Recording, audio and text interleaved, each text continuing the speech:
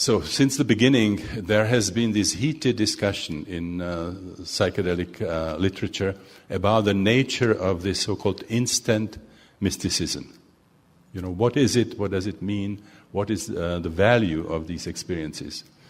And about four perspectives emerge. The first perspective was the perspective of the ultra-materialistic scientists, who were very excited about the fact that certain substances can induce what appear to be like mystical experiences. And what they basically were saying, well, this shows the inauthenticity of mysticism.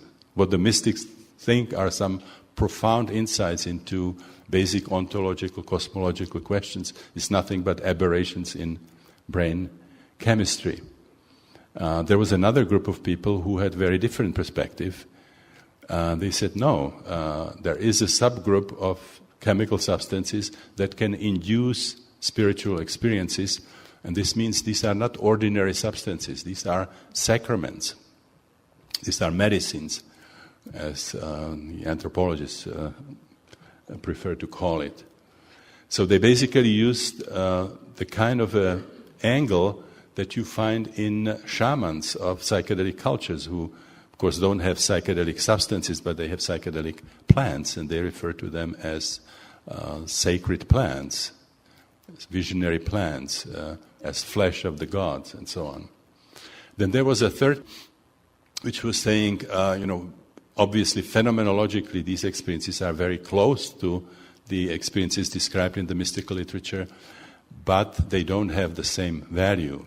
Now, the phenomenological similarity was shown by the famous Good Friday experiment that Walter Pahnke did at Harvard as a student, where they allowed him, those were the old good days, in the Harvard chapel to administer psilocybin, very similar to LSD, to a group of theological students.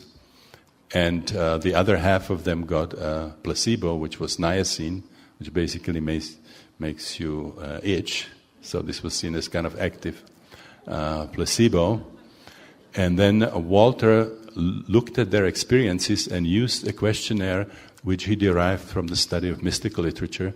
And he was able to find out that there was no phenomenological difference between the experiences that these students had after the administration of psilocybin, which, by the way, is the active principle from the mushrooms, the magic mushrooms of the Mazatec Indians and some other cultures in the world.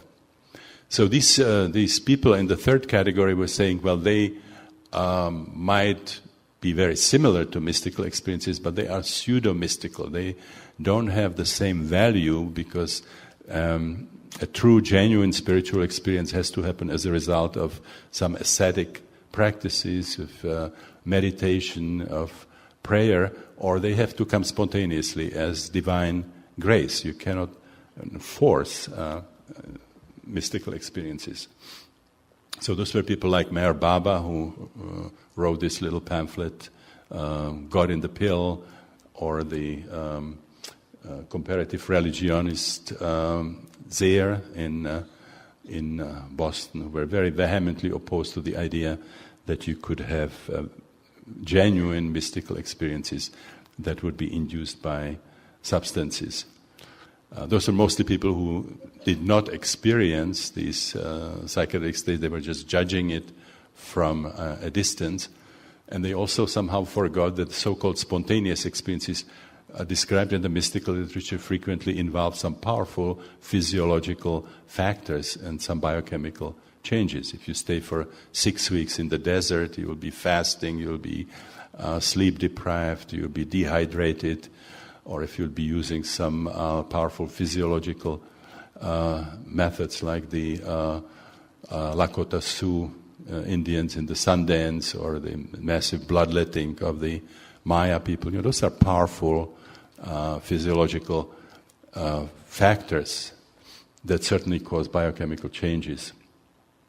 A very interesting perspective was formulated by Houston Smith, who said, these experiences seem to be identical to the spontaneous mystical experiences or those described in the spiritual traditions, but what makes a difference is the context.